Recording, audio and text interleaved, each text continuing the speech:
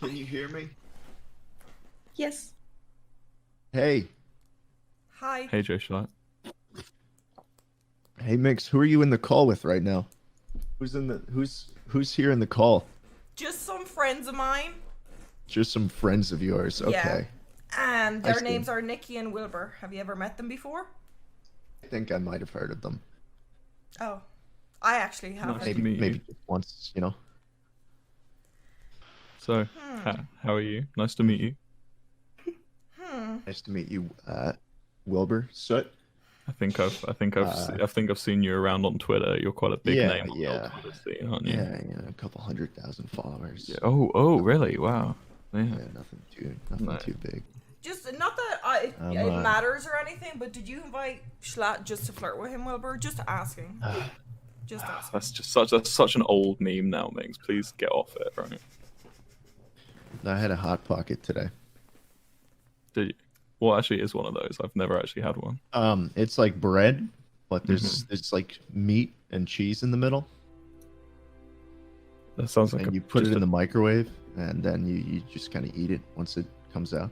So is it like just if you took a pizza and like folded it over? Yeah, kind of, but it's like completely encased in the bread. Oh, I see. Is it like Italian or? Oh no. Savory treat. What's the kind of what sort of pricing? What sort of pricing are we looking at for hot pockets? Right. Oh, I mean, it's just a couple dollars. Well, the freezer. Oh, so you have to defrost them, or do you just pop them in there? Yeah, Do you defrost them, or do you just pop them straight in the there? microwave when you put it in for like 2 minutes, and then you've got a delicious salty treat. Yeah. Oh, salty. Oh yeah, well, you get the one with the pretzel bread. Then yeah, you've got some salt around the outside, and you can. Okay. Okay, just cool. like put it in your mouth and taste the salt. Yeah.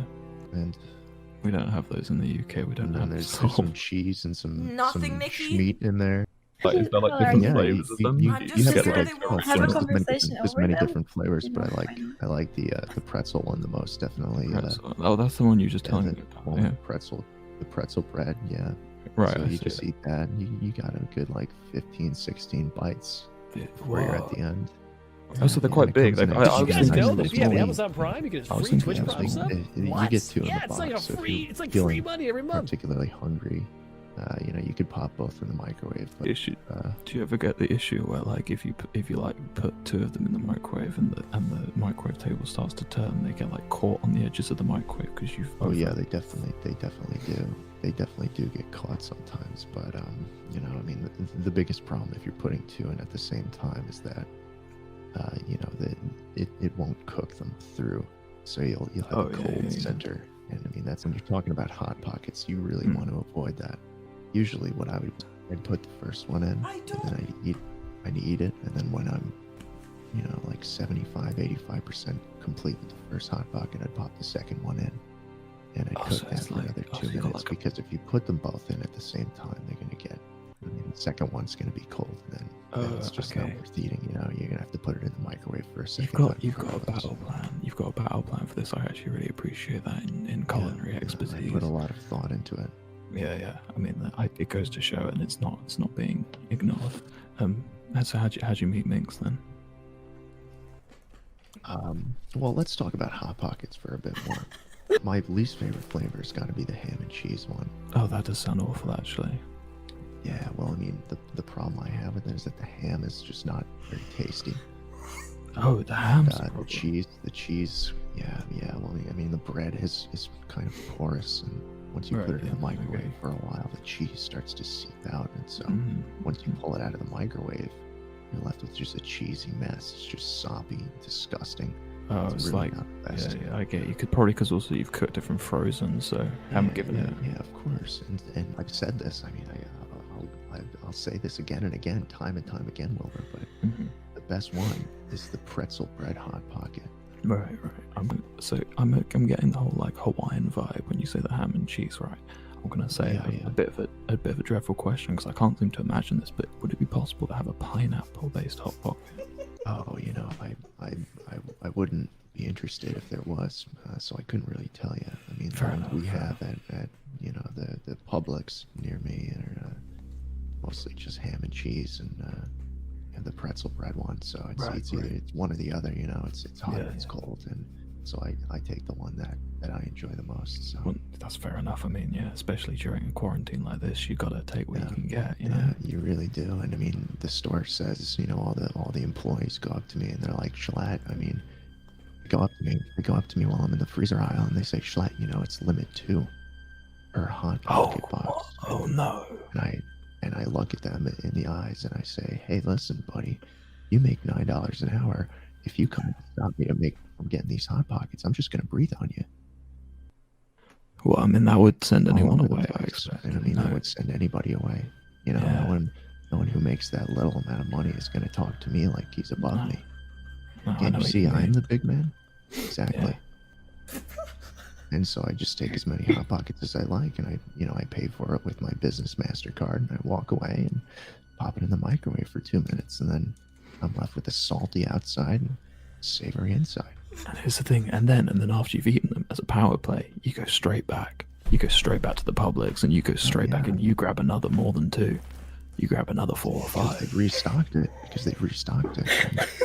And it's at this point where the employees start to get a little antsy and you know, their tone shifts. But I stick to my guns and I say, listen, buddy, I'm gonna breathe on you if you come any closer to me. Do they want a part of that? Do they push you on that? No, they're not trying to get my breath on them. I mean, what if I have Rona? You know, I mean, it's too big of a chance. I mean, what if they're not able to come in for their $9 an hour work? I mean, it would be pure chaos. Yeah. Just and all that over a hot pocket, it's not worth it, you know.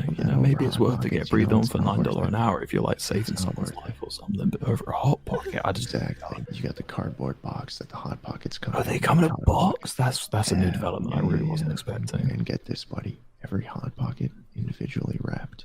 Individually wrap each one. See, now I can imagine that increases waste, but it really increases preservation quality. It really increases the preservation quality of the product. I couldn't have said it better myself, Wilbur. I mean, you take one of these out, comes with a nice branding. That's really smart marketing technique, because then other companies will want to use that phrase. They can't, because Hot Pockets probably trademarked it to a certain extent, so no one else can call it a crisping sleeve. No, I know, but like the phrase crisping sleeve. The phrase crisping sleeve is going to be used colloquially to speak to about any catalyst, you know, any sort of like cooking catalyst. So people are going to start using that. That was similar to a verb. People are going to start using that, and then companies are going to start having to either change the title or use it as well and pay the licensing fee. So really, it's a win-win for Mr. Hot. The second most profitable business side of the Hot Pockets business franchise is the licensing of. I find that incredible. Like. It's absolutely incredible, and I mean, I walk into that Publix every year, and I walk out. I mean, usually they charge you for plastic bags. They don't charge me. No, you know why? Say, buddy, if you don't give me that bag for free, I'm going to start breathing on you. Do you have self-service checkouts in the United States? Oh yeah, we do. Yeah, but, do you have to do that? To assert my dominance, so I go. I think preferably the way to really assert your dominance. You may even want to double bag it. I don't know if you're one for double bag. That's exactly what I've thought about. But I mean, at the same time, Wilbur, there's something so much more potent about asserting you're done a real person rather than doing it in front of It's the rush that you might get caught. That's the bit that does it for me. That's what gets my rock. I respect it. When you get the Hot Pockets home, what's the freezer? And then typically I'm feeling rather hungry as I get home from the Publix. Somebody will complain about the tip of the hot. No, I know what you mean, man. So yeah, no, I get you to the sitting period, and you just go straight into chowing down on that boiling hot Pocket. Yeah, well, I'm not really in the business of burning my mouth, because it's just, you know, how am I going to enjoy the rest of the hot pocket? And a couple bites in, I am now at the point where I can start unwrapping the crisping sleeve. There's two sections to the crisp, a longer version and a shorter version. So you tear the first part off of the crisping sleeve, and now you're left with a slightly smaller, stouter crisping sleeve that exposes more of the warm hot. Oh, is what I like to hear. That is good. So, and it's almost like peeling back a banana. Almost good. That's good. Exactly. So yeah, it's almost like disrobing the Hot Pocket, which is so potent. And so then you're left with more of the Hot Pocket to chow down on it. And so that's what I'll usually do. This is relying that the crisping sleeve is not getting soggy through the defrosting process. The crisping sleeve never gets soggy. It never gets soggy. I mean, at least if you have the pretzel bread Hot Pocket, I never have that problem. Yeah. Oh, okay, so with the cheese one. What's great about it is that the crisping sleeve allows the Hot Pocket to stand upwards. And so that means gravity. Wilbur, that means and listen to me here.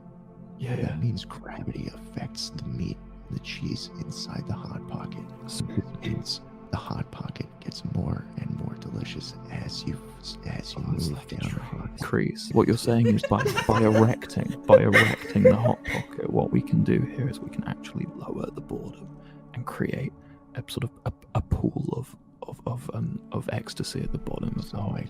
Some might call it exponentially increasing pleasure as you go down the Hot Pocket. And I mean, let me tell you, Wilbur, the last 2 bites of this thing are absolutely orgasmic. I mean, they really are. They really are. I wish I could share it with you, but you know, you're all the way over there, and I'm all the way over here, and so one day it is what it is. One day. And of course. All right. I'll see you later, Wilbur. Goodbye. Right. Bye. I hate you both so much. I cannot believe you talked about how I don't even know how many minutes passed. I think it was like 20 minutes or something. Nothing, Wilbur? You've got nothing after that? You're all out? You know what? Like about 20 minutes ago, you were saying something. You couldn't remember something. I don't... How have you toned back to that? How are you completely just back to that topic? A whole 20 in Europe? Well, that was the conversation we were having. We had that brief... I quickly spoke to Schlatt about Hot Pockets. And Wilbur. I am, yeah. No. I feel like I'm on some bridge to therapy shit. I'm gonna get a Hot Pocket, not today, but sometime this week, and I want you both to be on call as I taste the Hot Pocket. Okay? Sure. So I mean, I don't know why you're talking about Hot Pockets so much. Can we move on?